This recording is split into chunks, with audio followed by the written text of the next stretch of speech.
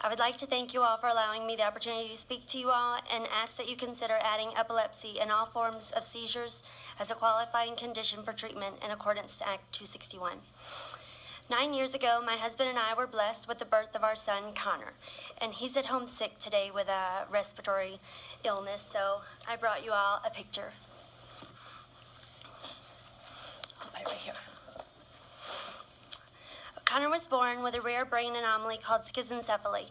This diagnosis means that he was developmentally disabled, blind, and susceptible to seizures. While eating at a restaurant with my 6-month-old Connor, he experienced his first seizure. His tiny limbs shot out, stiffened, and he began to shake uncontrollably. His head turned to the side, and foam began pouring out of his mouth. He cried out in spurts, gasping for air. It was the longest 2 minutes of my life. And so began our journey with seizures. At the age of 2, he was experiencing up to 200 seizures a day.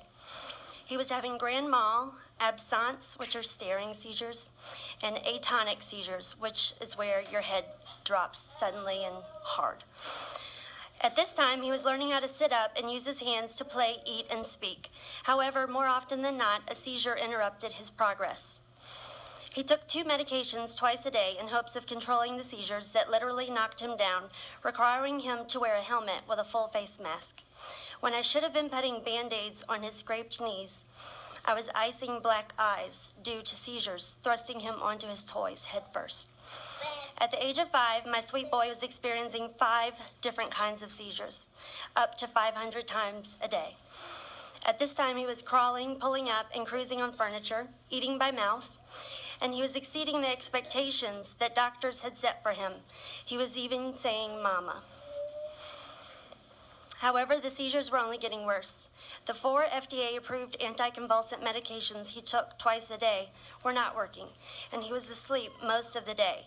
When I should have been helping my child learn to ride a bike without training wheels, I was instead picking out a wheelchair that would support his frail body.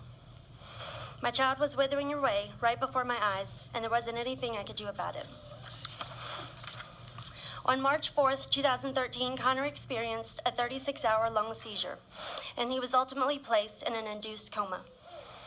Doctors informed my husband and I that night in PICU Room 8 in New Orleans that our precious child might not wake up due to the damage done to his brain. A week later, Connor did wake up, but was a very different child. The seizure that took hostage of his brain for 36 hours took his ability to eat and drink, speak, and crawl. That same seizure that took his words and abilities took a piece of my heart, and I have yet to recover. I'm sorry. Now, at the age of 9 years old, my angel boy is having too many seizures to count. He experiences 6 different types of seizures and is on 6 medications that he takes twice a day. These medication doses are maxed out and are literally enough to tranquilize a horse. Connor's body is no longer thriving like it used to. He has very little muscle tone, can barely hold up his head, is fed through his intestines for 18 straight hours. He has no use of his right side, and he can barely breathe on his own. His smiles are diminishing. I should be helping my 9-year-old memorize his multiplication facts. But instead, I am helping him cough up his secretions as I deep suction his throat with a catheter because he is too weak to cough. Over the past 9 years, he's tried numerous medications without success, but with horrific side effects that have taken a disastrous toll on his body. His liver is being damaged daily, and he was born with a completely healthy liver. He has gum disease, his bone marrow is thinning, his teeth are decalcified, and the sedating aspect of all 6 medications combined have caused him to lose skills that he worked so hard to obtain. Medications, pacemakers, surgeries, diets, he's done it all. According to Louisiana, my son has officially run out of options to control his seizures. I hold my Connor in my arms each and every night, watching his eyes dart around, his body twitch and jerk, and his face grimace because he's scared, and I cry. Parents are supposed to protect their children, and here I am failing at it.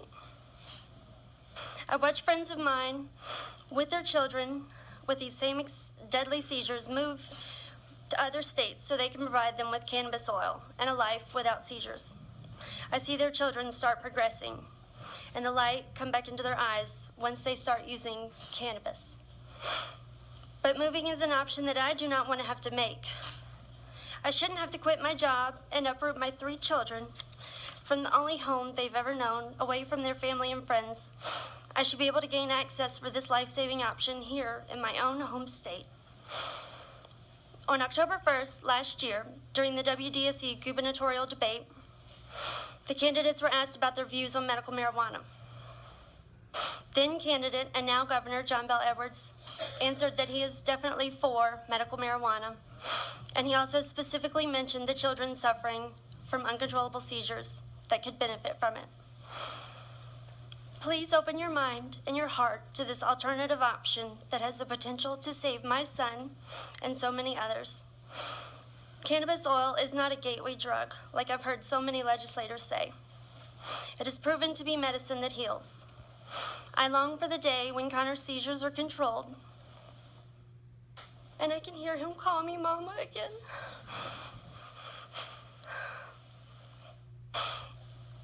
Fear of the unknown is difficult, I know, but we parents of medically fragile children live this on a daily basis.